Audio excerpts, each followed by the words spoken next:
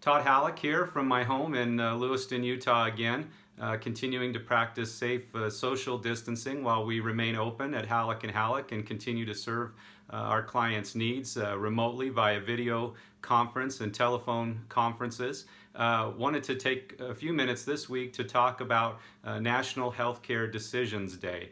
That falls this week, and the purpose of National Healthcare Decisions Day is to encourage people to understand the importance of having healthcare decision legal documents in place.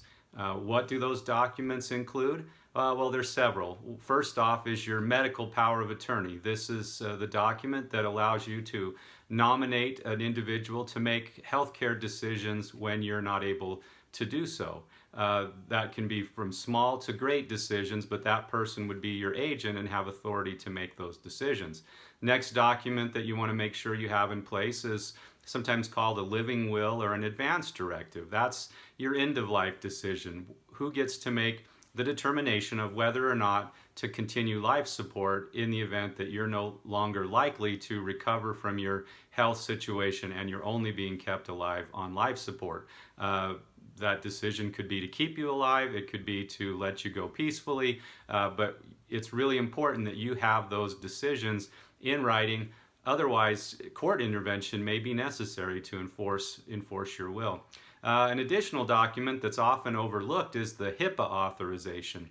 The HIPAA authorization gives individuals the ability to speak with your medical professionals, to receive documents from your medical professionals. HIPAA is a federal law that provides some really stringent privacy requirements on the medical community, and the HIPAA authorization will allow those folks to be able to speak with and share medical information with those you've chosen to receive that information.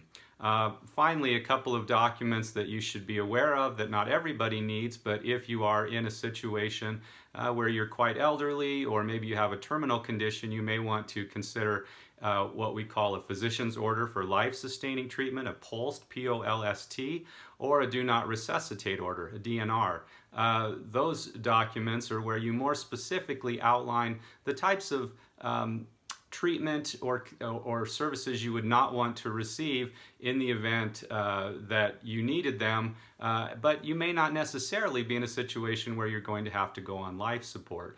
DNR speaks more specifically to the withholding of CPR if you're in cardiac or respiratory arrest. A POLST is going to be much more broad-based, maybe speak to different kinds of medications and things like that that you might need or not need or not want in the event that you're in that end-of-life situation. Those last two, the POLST and the DNR, are not legal documents that we at Halleck & Halleck would prepare for you, but they're documents, they're physician's orders that would be part of your medical file, and that those providing medical services to you would operate under those physician's orders.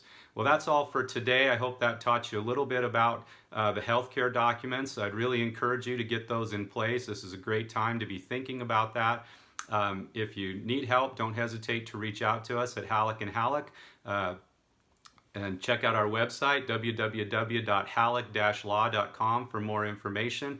We have a blog post that's going up this week on this topic.